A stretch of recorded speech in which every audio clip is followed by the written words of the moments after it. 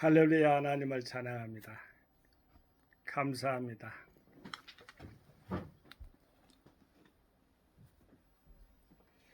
오늘은 일어서서 하나님 말씀을 봉독하고 하나님 말씀으로의 대화 이어가도록 하겠습니다. 에레미야서 32장 42절 말씀입니다. 나 여호와가 이같이 말하노라. 내가 이 백성에게 이 큰 재앙을 내린 것 같이 허락한 모든 복을 그들에게 내리리라. 제가 일어서서 이렇게 성경 봉독을 오늘 했는데요. 느헤미야서 8장에 보면은 느헤미야서 8장입니다. 5절에서 한 9절, 10절까지 이렇게 이어지는 내용인데요. 학사 에스라가 모든 백성이 서서 저의 목전에 책을 펴니 책을 펼 때 모든 백성이 일어서니라 했어요. 일어서니라. 8장 8절에 보면은 느헤미야서입니다. 하나님의 율법책을 낭독하고 그 뜻을 해석하여 백성으로 그 낭독한 것을 다 깨닫게 하며 이것이 곧 설교라고 오늘날 해설하니까 설교라고 볼 수 있겠고요. 백성이 이제 수용하는 겁니다. 백성이 그 율법의 말씀을 듣고 다 우는지라. 울었다는 것은 무엇을 뜻하겠어요? 자기 스스로가 이렇게 찔림이 있거나 바로 고침이 있거나 이럴 때 우는 표현으로 나타나는 거죠. 여기 오늘 본문 말씀에 에레미야서 32장 42절에 보면은 두 가지 내용 단어가 나와 있는데요. 큰 재앙과 모든 복에 대해서 나옵니다. 큰 재앙이라는 것은 어찌됐든 막힘, 어둠, 불안, 어쨌든 불소통, 교통하지 못하는, 교제하지 못하는 것들이죠. 그런데 복이라는 것은 그와 반대입니다. 세상에도 복이 있죠. 오복이라는 말도 있잖아요. 수복이 강령 이렇게 나오는 거 있잖아요. 장수하거나 부유하거나 강령하거나 또 공명을 얻거나 명예를 얻거나 이런 것들 등등 세상에는 복이 그런 유의 복이 있겠습니다. 하나님 아버지의 차원에서의 복은 다릅니다. 물론 세상의 복을 하나님 아버지를 믿음으로 말미암아 다 누릴 수가 있습니다. 그 일례로 여러분 잘 아는 솔로몬이 1000번제를 드린 후에 하나님께서 참 지혜로운 솔로몬이요. 무엇을 줄꼬 그랬어요. 그러니까 솔로몬은 어린 왕이니까 지혜를 주십시오. 하나님을 주십시오 그 말이에요. 옛날 시골에 어떤 처녀가 있었는데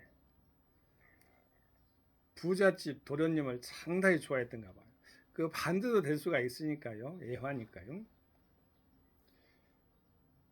어떻게 하면은 저렇게 부자가 될 수 있을까 꿈을 항상 꾸리는데 부모가 항상 하는 말이 있었습니다. 저 도련님과 결혼하면은 너도 부자가 될 수 있다. 요즘 말하는 물질 만능주의 또 그런 신부 신랑에 대한 그러한 것을 가지고 이야기하는 건 아니에요. 그렇다고 하면 그 말은 취소돼야 됩니다. 사실은 그러잖아요. 결혼을 하면은 신부가 안사람이 되니까 바깥 사람은 도련님이고 안 사람은 뭐예요?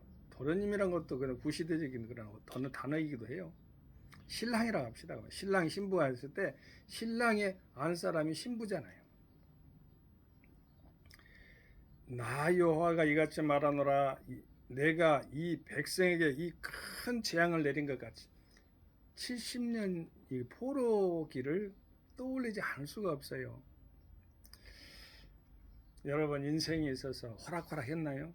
저는 70년을 아직 못 살았어요. 다가가는 중이에요. 많이 남았어요. 그래도요. 근데 야곱이 바로 왕, 이집트 왕 바로 왕을 만날 때 요셉의 알선과 주선이 되겠죠. 물론 총리 대신 아들을 지금 와 함께 지금 어찌 보면은 궁정으로 들어가서 바로가 대화를 하는데 야곱이 대답을 해주는 것입니다. 그렇다 하면은 그대 연세가 올해로 몇 살이요? 그렇게 물어봤어요. 바로 130세입니다. 연세라는 높임말인데 바로가 요셉의 아버지를 높여준 거예요. 연세라고 했으니까. 그러면서 험악한 세월을 지냈나이다 이렇게 말씀합니다. 모세는 120년 살았어요.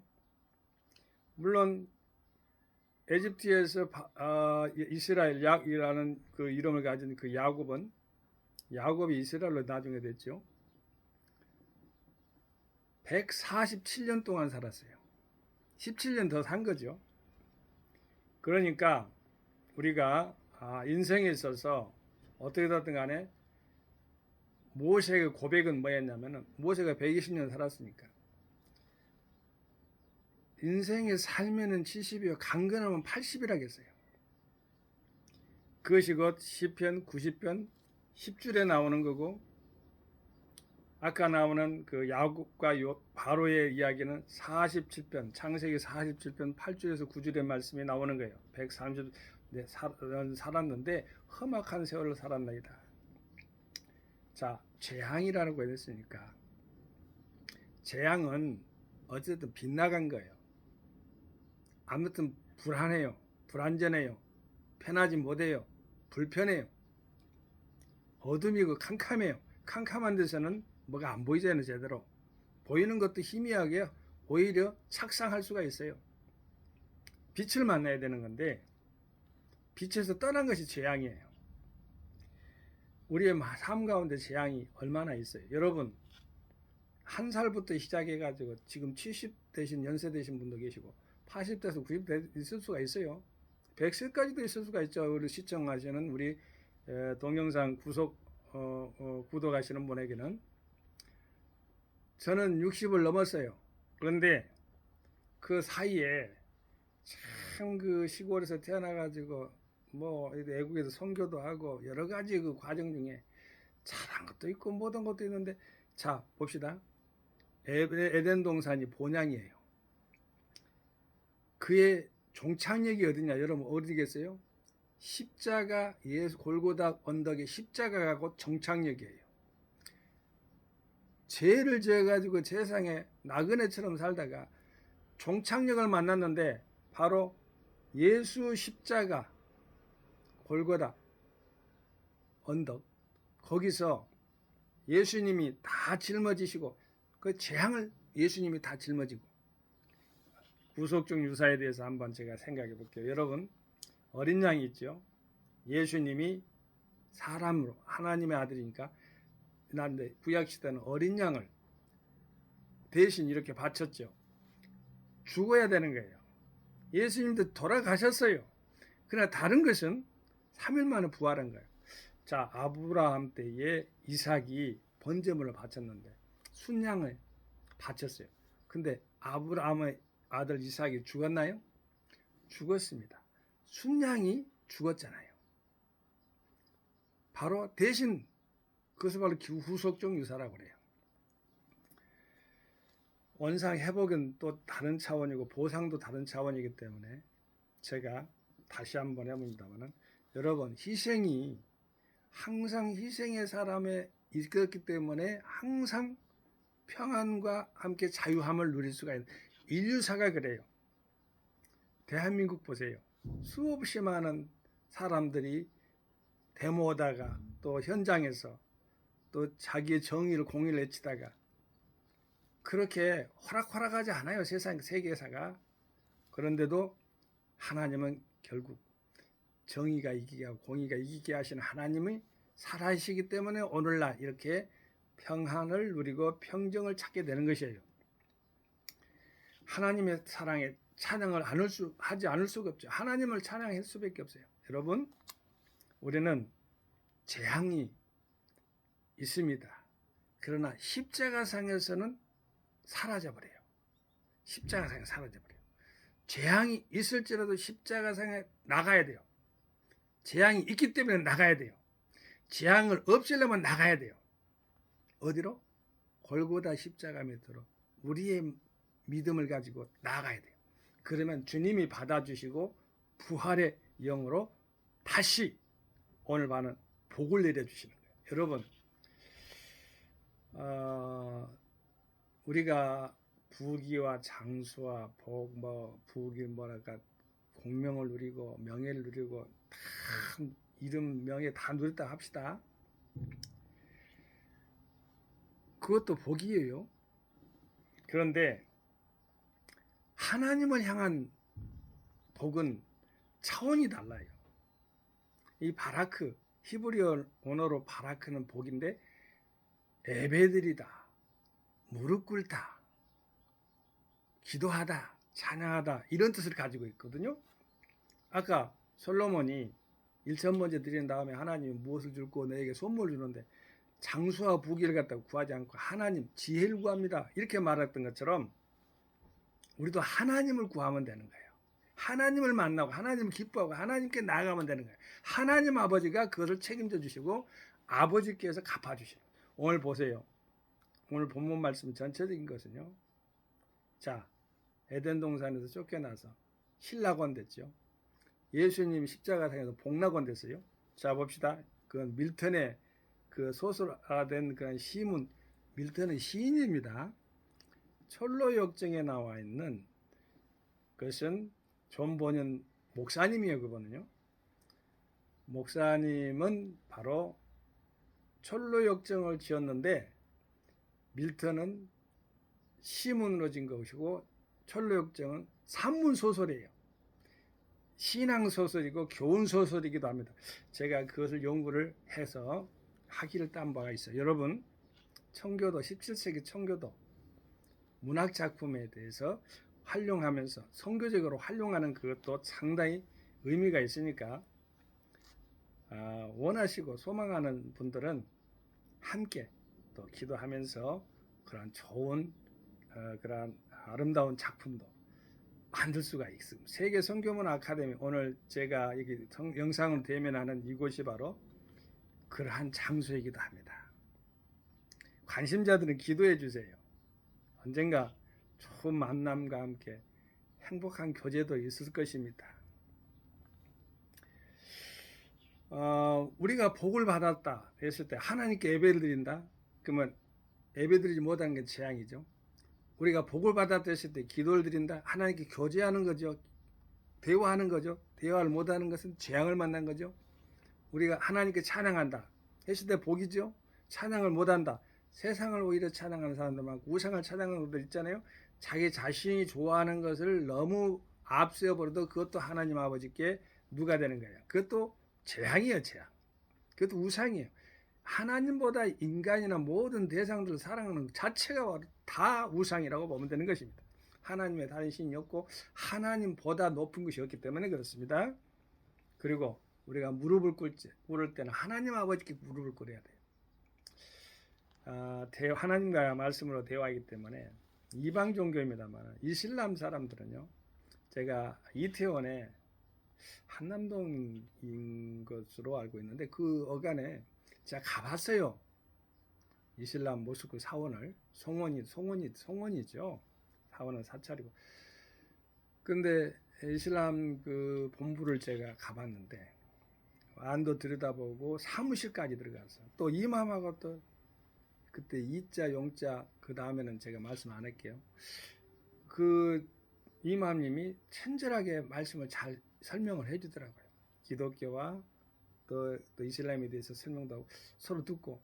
왜 그러냐면은 제 아는 친구 목사님이 이슬람에 대해서 연구하는데 광주도 송원도 가보고 여기 안산에 있는 성원도 가보고 그것도 가봐서 각하게 대화를 하는데 사실은 제가 뭐 영어를 잘한 것도 아닌데 통역관으로 가서 설명을 좀 듣고 받기도 했어요. 그런데 이슬람 세계에 대해서 그런 정보적인 것을 제가 조금 그래서 지식을 가지고 있어요. 직접 들었기 때문에. 무슨 용인에서 무슨 이슬람 대학 간다 그것도 아니고, 그리고 헛소문도 소문처럼 이렇게 퍼진 것도 많고요. 여러 가지가 있는데 그런 다음에 차후에 좋은 시간 있으면은 말씀드릴 수가 있겠고요. 우리 하나님 아버지의 나라의 복음을 전할 때 무릎을 꿇을 때가 있어요. 근데 이슬람 그 어린애들은요 꼿꼿이 서가지고 이런데 이래, 어른들한테도. 왜냐하면은 사람한테는 인사 고개를 안 숙인대요. 양해를 구하더라고요, 이맘님이요. 우리 교회로 보면은 목사라고 볼 수가 있겠죠. 양해를 구하는데 제가 거기서 참 존경스러운 부분이 보이더라고요. 아, 저런 풍습을 한국인이기 때문에, 물론 한국인들이 이거 보면 어른들이 애들 이렇게 바라볼 때 안녕 그러면은 꼿꼿이 서가지고 악수를 할 때도 악수하자고 하면 고개를 숙이고 이렇게 어른들은 그러는데 바로 그냥 서가지고 고개 꼭 쳐들고 말이죠. 그러면은 버리장머리 없다고 하지 않겠어요? 그것을 갖다가 사전에 차단시켜주는 것도 목회자들이 하는 일인데, 성직자들이 하는 일이라고 볼 수 있겠는데, 그분도 그렇더라고요. 우리 크리스찬들도요 겸손하게 주님을 향해서만 무릎을 꿇고 살아야 됩니다. 그러나 우리가 믿는 대상이 아니죠. 이방 사람들이나 또한 이웃 사람들에게, 어른들에게 하는 것은 존경의 대상이죠. 신앙의 대상은 아니죠. 그들이 또 그렇게 착각할 수가 있는 거예요, 이슬람 사람들이. 오늘날 이렇게 복을 내리는데 어떤 복을 내리느냐, 구체적으로 또 예레미야서는 말해줍니다. 아까 여기서 본문 말씀에 지금 70년 동안에 있어서 이스라엘 사람들이 바벨론 포로를 황폐하게, 아무튼 이번에 우크라이나가 어떤 러시아에 아주 무참하게 그냥 이렇게 짓밟히고 있는데 사라지길 바랍니다. 러시아하고 벨로루시아하고 우크라이나는 한 민족이라고 합니다. 원래 한 조상, 한 뿌리예요.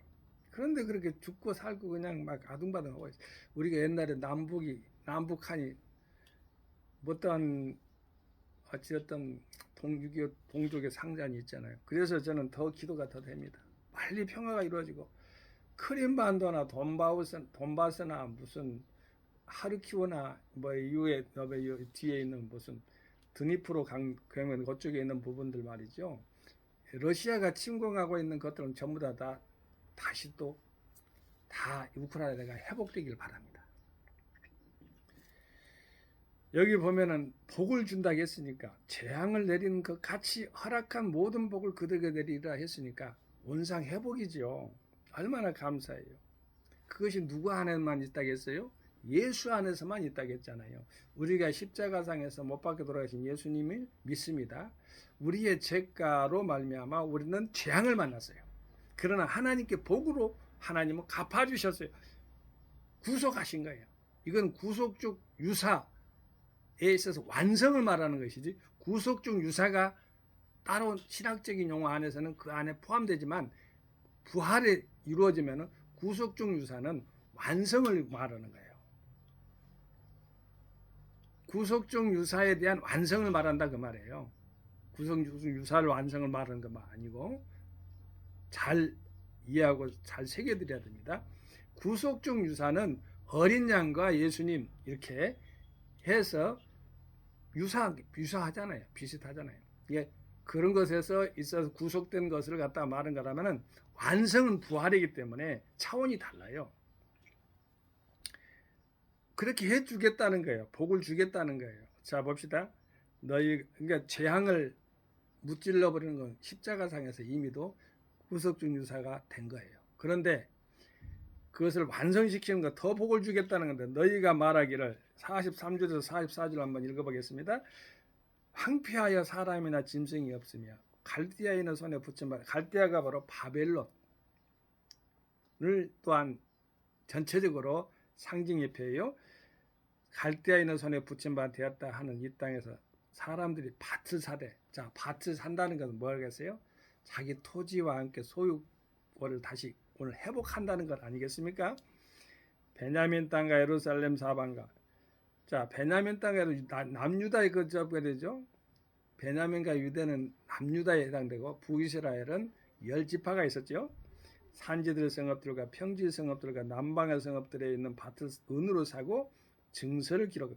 은으로 산다는 것이 바로 보혈의 은총, 십자가 구속에서 은을 대속의 은총을 말할 때 은을 잘 상징적으로 이렇게 성막에서도 표현됩니다만은 여기서도 왜냐면 요셉이 팔려갈 때도 은 20냥에 예수님이 팔려갈 때도 은 30냥에 이렇게 해서 은이 거기다 등장하는 거예요. 은은 대속을 말해요. 구속을 말해요. 자, 은으로 사고 증서를 기록하여 임봉하고 증인을 세우려니, 자, 임봉도 증인도 뭐 사는 것 증서도 모두 다 확실한 보장을 말해요. 이는 내가 그들의 포로로 돌아오게 함이니라. 여호와의 말이니라. 포로가 해방되는 거 얼마나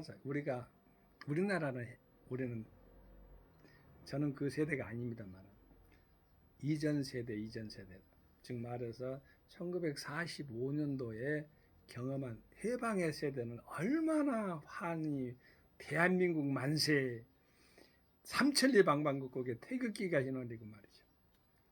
상상해보면 우리가 알고 있지만 역사적으로 그렇게 얼마나 오래된 것 같지만 1945년 8월 15일입니다. 모든 세상이 이렇게 자유와 함께 평화 또한 해방이 다 되기를 바랍니다. 자, 여기서 보면은 큰 재앙을 내린 것 같이 허락한 모든 복을 그들에게 내린다. 그러한 하나님의 복이 축복이 우리 섬기는 교회들과 하나님의 가정들 모든 백성들 위해 함께하기를 예수 이름으로 함께 축원을 드립니다. 할렐루야. 성교 샬롬. 아멘.